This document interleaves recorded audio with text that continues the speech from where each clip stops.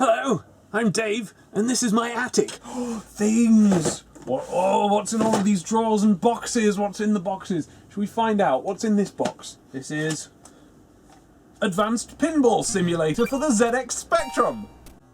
I love attics. What's in here? It's a box of floppies. This one's called Savings 4. This one's called Mine. It just says Mine in pen on the disc. This one is called, I don't know if you can see that, it's called Something of Dad's. So here we are, look, it's a real attic. I haven't just put boxes in a normal room. Look, this is the attic. So what I thought we'd do is we'd get something down, and I think we'll do this regularly, and we'll go through it. And today, I am going to be looking through this folder of drawings that I did when I was a teenager. And when I was doing embarrassing drawings. So, join me as we have a look at what's in this folder. Okay, come on. We're gonna have a look at what's in this folder. Come on down, come on. Right then, what we've got here is an old folder from when I was a teenager. Look at all the scribbles, and you can see where I was getting my pens and my Tipex pens working. And let's have a look at what is inside. I think you'll find it's drawings I did. Let's have a look at the first one. Dr. Robotnik, from an alternate timeline in which instead of an accident with the retroorbital chaos compressor and a rotten egg, it was in fact a sandwich of some description. Next page. Oh, it's the evil wizard Zax from the Oliver Twins Dizzy games. So I was probably about 15 or 14 when I drew this, and just so you know, it's very, very professional. I've put model sheet. Yeah, I'm having to do a little bit of editing here because there's been a couple of pages that are from a comic that I used to draw, and I'm actually redrawing it now. So I kind of want to show you, once you've seen the new version of it, so that so that you've got the context. This is good though. This is the obligatory I was 15 years old page of Sonic fan art. Look at that! Yay! Sonic fan art. And look! A burger on wheels with arms and a face of some description. There, look, some childhood Sonic drawings. Look, the back of Sonic. Ooh, that's a bit of a mess. Look at that. What am I doing there? Got another page of those. Yeah, here we go. Look, here's Vector the crocodile. Look, not a vector drawing though. It's a pencil drawing. There's Robotnik. Oh, and look, there's another kind of Robotnik. Look, we've got multiple Robotniks. Good old Johnny Lightfoot there, looking pensive, as well he might. Look at Charmy there. An action shot of Knuckles trying to climb up a cliff. Oh, look, it's hard work. There's Tails with his eyes way too far apart, and he looks like he's throwing a little Sonic down towards Robotnik, who's going, oh no, what did you... What's he doing? What's Sonic doing? He just fell over backwards really dramatically. What you doing, Sonic? And Robotnik's like, Look at this one. Sonic's going, no! No, it's important it's important you don't do whatever Dave has imagined while drawing this. I'm not happy about whatever it is either. It still ain't easy. And here we've got... It's just the Master Sword. There you go. Look, I was learning how to draw with a blue pencil in those days, because that's how grown-up proper artists draw. They draw with blue pencil. This one's a little bit worse for wear. Oh, and it's got some blue tack marks on it, from ancient blue tack. Yep, that's very much dried up from when evidently it was attached to the wall, and then I probably pulled it off the wall and just pulled it by that end. So, new tack applied to the site of the old blue tack. There we go. Just like old times. Oh, right, look at this. This is still a good idea. I stand by this one, 15-year-old me. This is Dr. Robotnik again, but drawn like Obelix. Look! I was going to do a whole page of comic, but I couldn't be bothered, I guess. But look, it's a good idea, right? It's a good idea.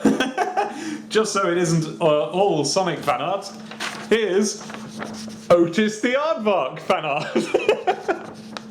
Otis the Aardvark. Most of you won't know who Otis the Aardvark was.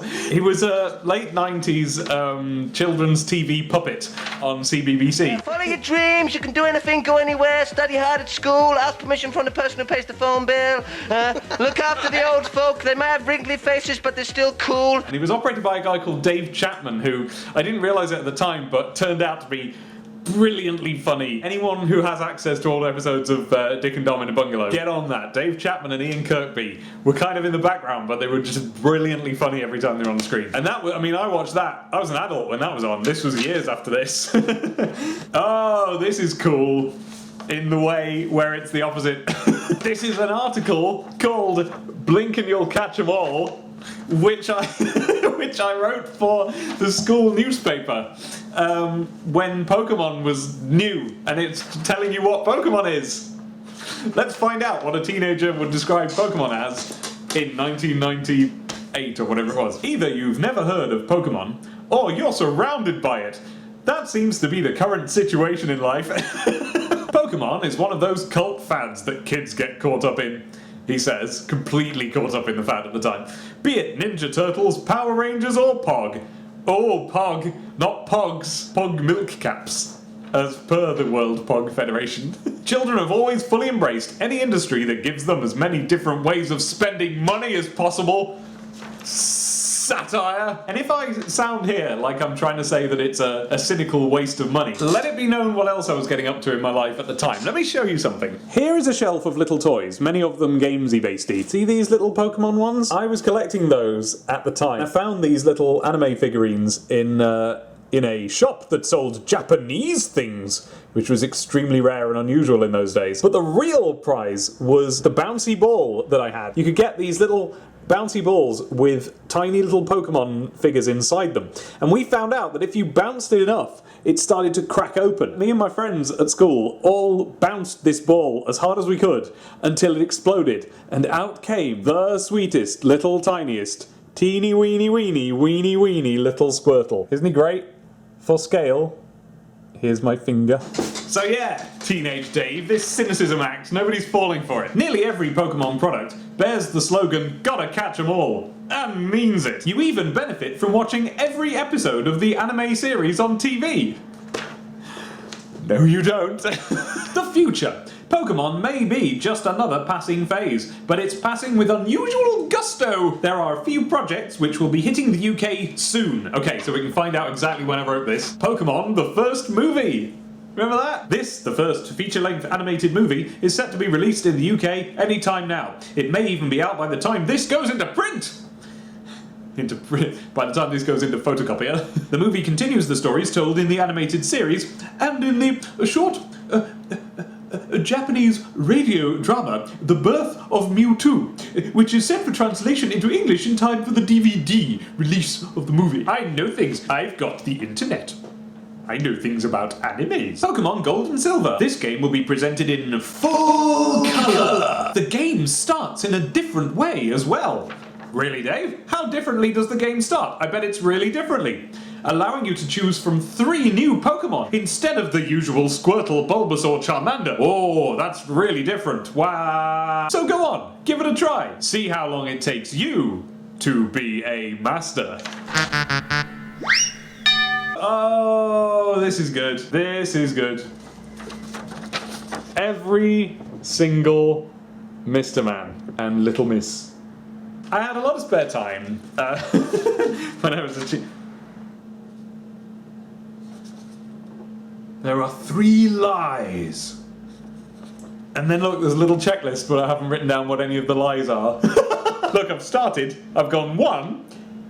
Nah. There are 3 lies. How enigmatic, how teenage, how diddly dark. Like how this is, it's delivered as a very serious warning to humanity. There are 3 lies. Lie number 1. Nah.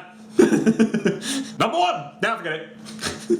Alright, well there are 3 lies, so we better watch out for those. Keep your eyes peeled. Here's quite a good little comic. Well, I don't need you anyway, says Buzz Lightyear. I've decided to become a news reporter. Good evening. I am Buzz Lightyear. Here in the studio with me tonight is Dr. Blef to talk about his new discovery, Blefrock.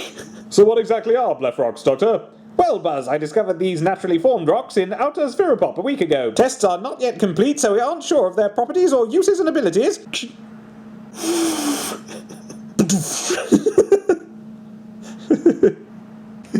I quite like this, but I don't know if you're going to be able to see it. Ghosty Super Plasmo Hero! Oh, this is quite nice. Look, here's little Mario jumping out of a Game Boy. Mario Land fan art, I suppose. Alright, so that was the contents of the folder. I intend to keep digging through the attic and seeing what's up there, and I'll take you through it when I do. In the meantime, be mindful of the 3 lies, and I'll see you soon. Bye!